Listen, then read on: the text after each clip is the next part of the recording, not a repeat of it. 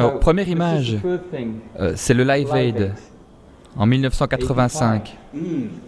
C'est quoi votre meilleur souvenir de ce moment? Je portais le mauvais pantalon. Ça veut dire quoi?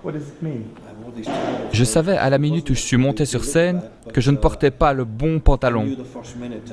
On est resté 15 minutes sur scène et j'ai passé au moins la moitié de mon temps à me dire que je portais cet horrible pantalon. Mais bon, j'ai pensé à Bob Geldof et ce que le Live Aid représentait, à l'idéalisme. Et puis on était numéro 1 aux USA à ce moment-là, on jouait devant 125 000 personnes. Et bon, c'était un moment culte. Je suppose que vous vous rappelez de celui-là. Robert, c'est Robert Smith. C'était un pote à vous? Non, je ne l'ai jamais rencontré. Je ne pense pas qu'il soit particulièrement fan de Simple Minds, d'après ce que j'ai entendu. Par contre, moi, je suis fan de lui. À l'époque post-punk, il y avait 3 groupes phares. Il y avait vous, U2 et The Cure. On mettait les 3 en concurrence. Vous avez ressenti ça à l'époque? Non, nous ne l'avons pas ressenti. Avec U2, on n'était pas sur les mêmes tours. Nos agents travaillaient à ce qu'on s'évite pour ne pas être au même endroit, dans la même période. On nous disait, bon, ne venez pas avant 3 mois. Il n'y avait pas tant d'argent que ça à ce moment-là. Et la même chose avec The Cure d'ailleurs. Donc on n'a jamais eu l'impression de travailler ensemble.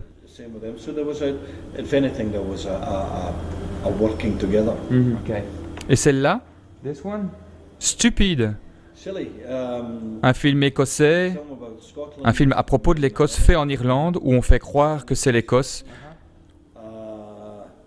C'est un de ces films anti-anglais. Vous n'avez pas aimé? C'est un dessin animé en fait. Oui, bon, les gens ont aimé ça comme un divertissement. Mais, bah, regardez, ça veut dire quoi ça? C'est un match de tennis ou quoi? Mais quand même, c'est un film sur l'Écosse, votre pays. Donc, vous la défendez l'Écosse? Vous vous sentez un véritable Écossais? Non, l'Écosse n'a pas besoin de moi pour se défendre. Même s'il y a beaucoup d'aspects de l'Écosse que j'aime. Mais nos racines sont irlandaises, on vit en Écosse, on est irlandais, écossais, notre gouvernement est à Londres. On ne sait pas vraiment qui nous sommes. Mon fils est anglais, ma copine est... Bah, peu importe, mais... Oui, je suis écossais, bien sûr. Ben, notamment par le fait que je fais partie d'un groupe de rock de Glasgow. Le stade de Wembley, je pense que vous avez joué là-bas, oui.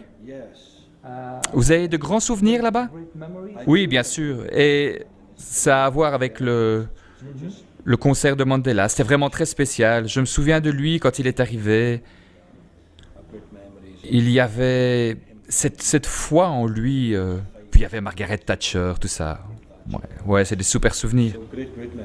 Précisément, vous parliez de Nelson Mandela. Vous lui avez parlé?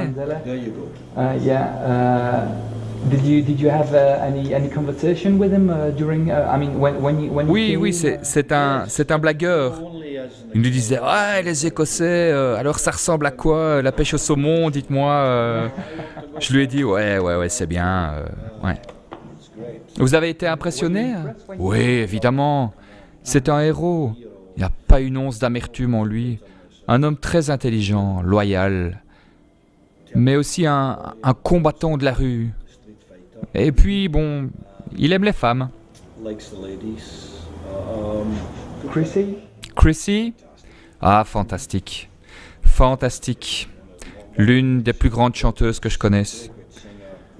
Super maman. Super bouche. Joli. Freddy. Eh, pourquoi vous avez choisi Freddy? Bien, je crois que vous avez Wembley en commun. Je sais qu'il aimait le stade de Wembley. Vous aussi.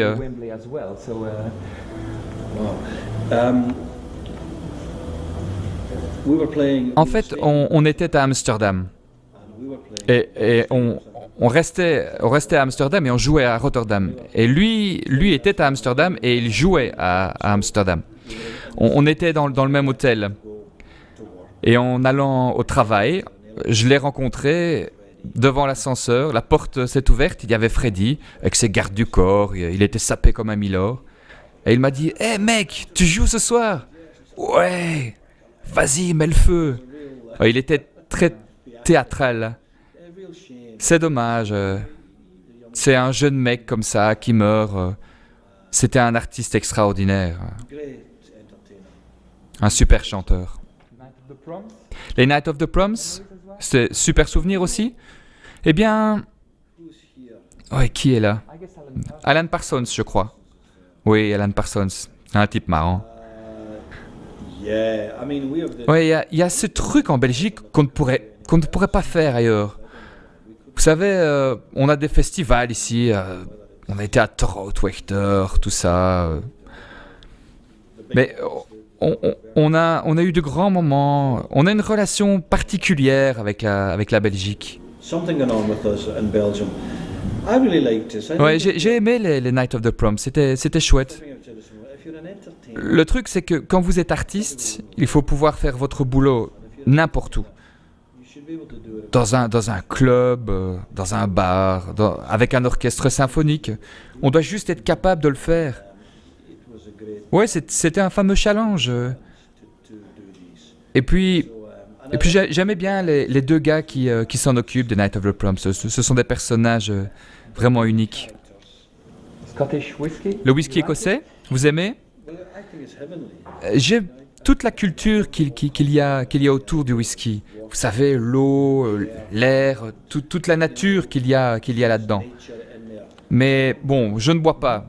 J'aime les bouteilles, j'aime lire à propos des différentes distilleries, mais je ne suis pas un buveur. C'est curieux quand même pour un rocker. On a toujours l'impression que l'alcool, la drogue, ça fait partie intégrante de la culture rock. Vous n'avez jamais touché, n'êtes jamais sensible à ça? Oui, j'ai essayé. Dans Simple Minds, Charlie Butch, il aime beaucoup le vin, par exemple. C'est un connaisseur. Et c'est vrai qu'il y a toujours de l'alcool dans les loges. Et vous avez raison, ça fait partie des armes du rock, non? Mais bon, quand j'étais gamin, j'ai essayé tous ces trucs. J'ai essayé les trucs psychédéliques, j'aimais bien ça. L'acide, les champignons hallucinogènes. Avant Simple Minds, oui. Et vous avez arrêté quand? Je ne dis pas que j'ai toujours été un saint, mais bon... Quand je suis devenu papa, en fait. Oui, il y a deux choses. Quand je suis devenu papa, et quand je me suis rendu compte que les gens payaient cher pour venir nous voir. C'était une sorte de respect à leur égard. Oui, je voulais être clean pour jouer. Dernière image, Jim. C'est une vieille photo. C'est une attitude typique de Jim Kerr et de Simple Minds. Vous avez travaillé ça ou bien est-ce que c'est naturel? Oui, c'est naturel. C'est juste ma manière de faire les choses. Vous ne m'aurez jamais à regarder une vidéo d'un concert de Simple Minds où j'ai souvent du mal à me regarder. Généralement, je n'aime pas ce que je vois. Mais bon, j'aime bien l'idée que c'est mon truc. Je ne sais plus qui rigolait à propos d'un artiste qui disait « Ouais, regarde celui-là ». Mais bon, au moins, cet artiste avait un truc. C'est ce qui compte. Dans ce métier, ce qui compte, c'est vraiment d'avoir un truc. C'est vraiment important. Morrissey a un truc. Robert Smith, avec sa grande coiffure, bon, il a un truc aussi. Liam Gallagher, par exemple, il a un truc aussi. C'est vraiment important. Merci, Jim. Ouais, c'était un plaisir.